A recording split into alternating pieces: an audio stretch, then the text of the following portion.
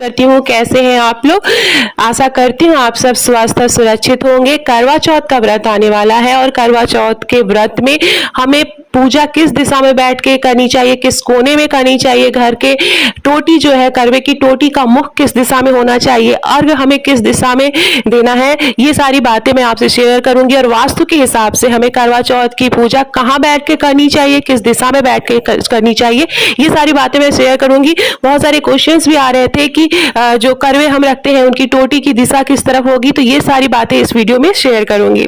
तो सबसे पहले मैं आपको बता दूं कि करवा चौथ का व्रत 13 अक्टूबर 2022 को रखा जाएगा और जो हम लोग या महिलाएं हैं वो पूरे दिन निर्जला व्रत रखती हैं और बहुत ही कठिन तपस्या करती हैं।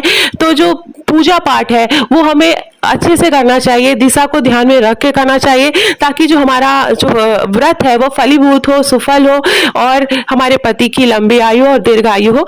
तो आइए चलिए जानते हैं कि व्रत में हमें कौन कौन सी दिशा पे क्या क्या कार्य करना चाहिए। तो सबसे पहले बता दूं, सुबह सरगई का समय होता है तो व्रत रखने से पहले सरगई खाने की रस्म की जाती है। सरगई खाते समय हमेशा दक्षिण पूर्व दिशा में बैठकर सरगी ग्रहण करना चाहिए। इससे पूरा ऐसा माना जाता है कि हमारा जो पूरा दिन है वो अच्छा गुजरता है। वास्तुशास्त्र के अनुसार करवा चौथ की पूजा हमेशा घर में बने मंदिर या फिर घर के हॉल में करनी चाहिए। इससे पूजा का जो पूरा फल मिलता है, महिलाओं को इस पूजा का पूरा फल प्राप्त होता है।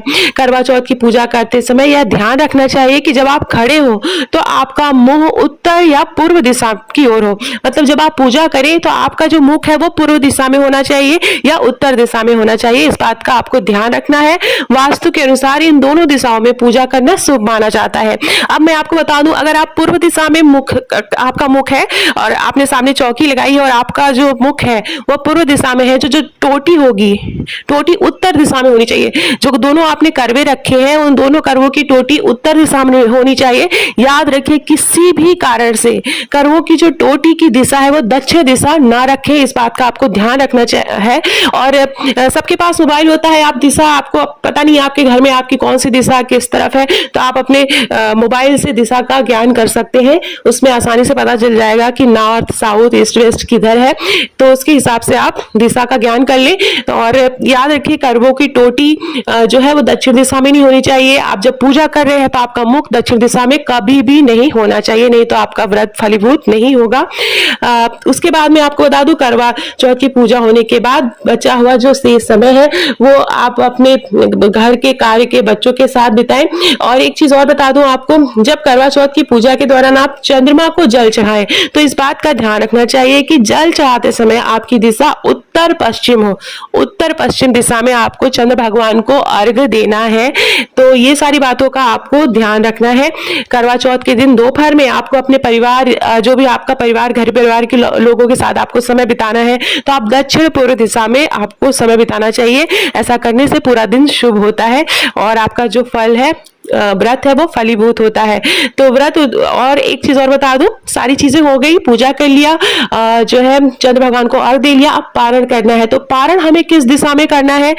व्रत के बाद उपवास तोड़ते समय पूर्व दिशा की ओर बैठकर खाना खाना चाहिए। या आप जल ग्रहण कर रहे हैं जब आप अपने पति से, तो पूर्व दिशा, याद रखिएगा आपका मुख पूर्व दिशा में होना चाहिए।